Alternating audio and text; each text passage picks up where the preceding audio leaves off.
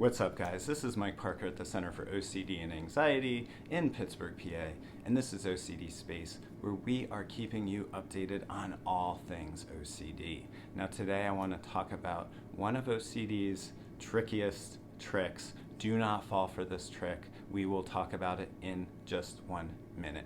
Now guys, if you like this video, be sure to like and subscribe so we can get these videos out to more people. With that said, let's get going.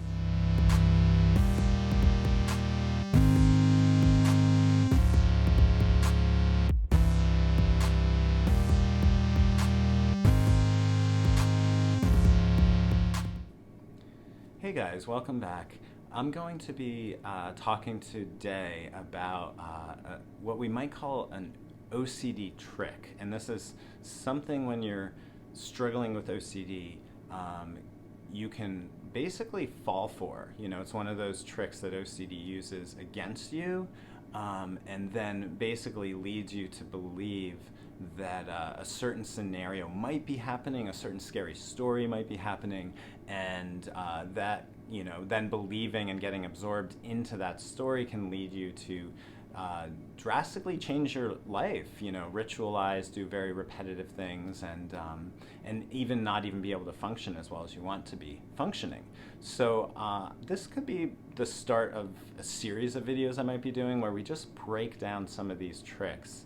And the goal is that once you understand a trick, that's when you can stop falling for it. Because as someone with OCD, you've got challenges as far as being susceptible to get pulled into your imagination and then get convinced of a story. And so how do we help you stop not crossing that bridge into your imagination and getting convinced of this story? That's critical. And some of these tricks, once you know them, that can help you not cross over into your imagination. That can help you say to yourself, no, I don't need to do that. And so almost like, you know, the end of The Wizard of Oz, where they pull away the curtain and the Wizard of Oz is just some regular guy who's been, you know, convincing everybody that he's this very scary sort of ruler over Oz. And, you know, even you could even think of a magician, right? Once you know the trick, obviously, like, it's not as impressive anymore. You know how it's done. We want to talk about that with OCD. How do you pull away the curtain? How do you reveal the trick? Okay, so starting off with one of these tricks today, I want to talk to you about the reasoning problem with it's possible. And let me explain. One of the things that can really lead you to focus on a specific thing that is a feared circumstance that might be happening, right? Something like, I might have cancer. Something like, I might be going to hell. That doorknob might have very dangerous germs on it. What else could we look at? You know, I might be the sort of person that someday is going to completely lose my mind.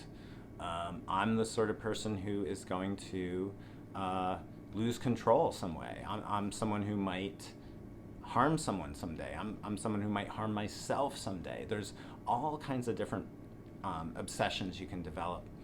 And one of the trickiest strategies that OCD uses to get you convinced, to get you believing that this is something you should be worried about, is with the logic, it's possible, okay? That is one of the kickers, right? That's one of those things where it's like, no matter how much you try to disprove that obsession, no matter how much you try to tell yourself it's not going to happen, the argument of, but it's possible, just keeps pulling you back in, right?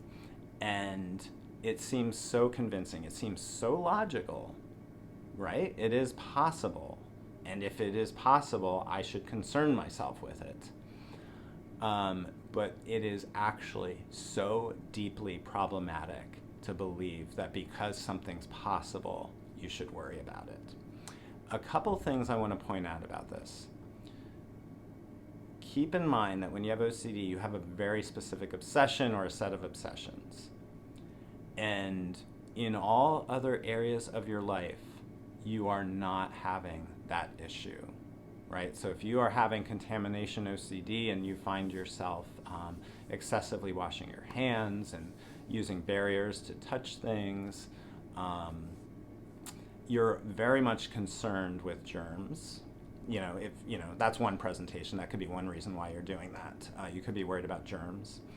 And that argument, it's possible, seems to keep pulling you in, right? Like, I don't know what's on this surface. I don't see anything dangerous. No one's told me anything, but it's possible. And if it is possible, I could actually put myself in danger by touching it, right? And so it becomes very convincing.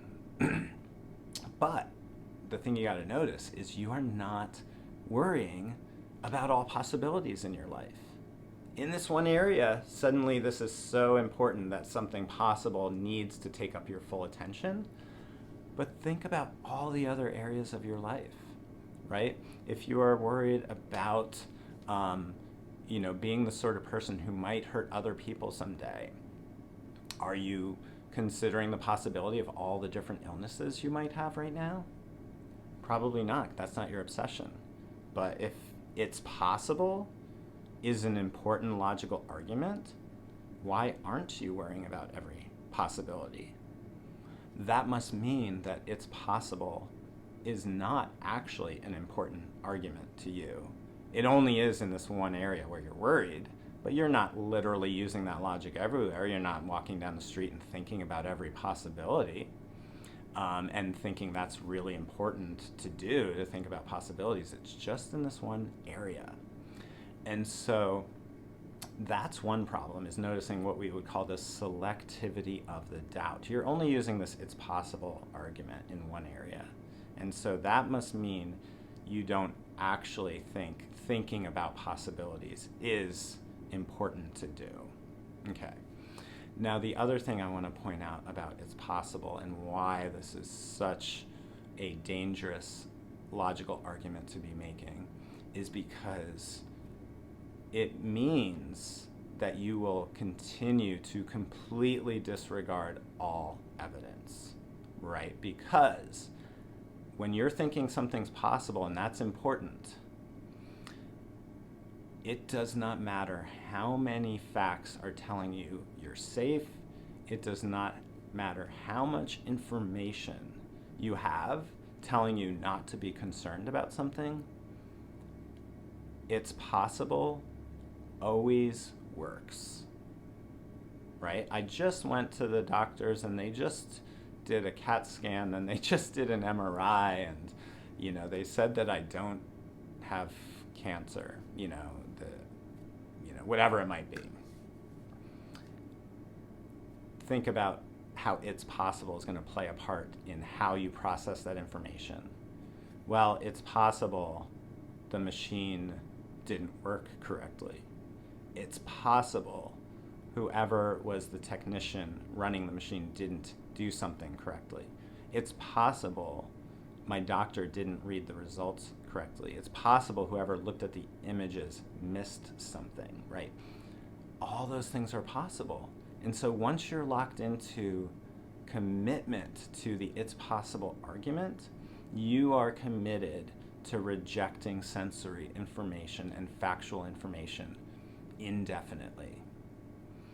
And so my point with all of this is, if you are someone falling for the "it's possible" OCD argument, and you probably are, because that's one of the huge ones, that's the thing that ultimately leads you to doubt, it's going to be really important for you to start recognizing that "it's possible" is not a good argument, it's not a logical argument, it's not a reasonable argument. And just because something's possible does not mean you should worry about it or think about it or change your behavior. Ultimately, the most important thing in life is the possibility something I am receiving direct sensory information about right now in this moment, telling me that this concern is relevant to me right now. That has to be the most important check and balance on the it's possible argument. Do I have sensory information right now, completely relevant to me, completely relevant to my context and what I am doing right now, and me as a person, that makes this a concern? Or am I worrying about a random possibility and applying it to myself? Those are two very different things. And so with I-CBT, and this is, a big part of I-CBT, we are looking at how to help you trust sensory information again, trust your senses, trust the information you have, trust your ability to process information, trust your ability to use common sense, trust your ability to know yourself and know things in general. That's really the problem in the area of your obsession, is all that lack of trust. And that's why it's possible works in that area. It's not because it's possible is a really good argument, it's because there's a lack of trust there. So anyway, guys, one of the tricks, it's possible, OCD convincing you that it's possible is a very good argument, is one of OCD's tricks, and we want to start to unravel that argument. It's possible is not a good argument. Okay. All right, I think I've said enough on that.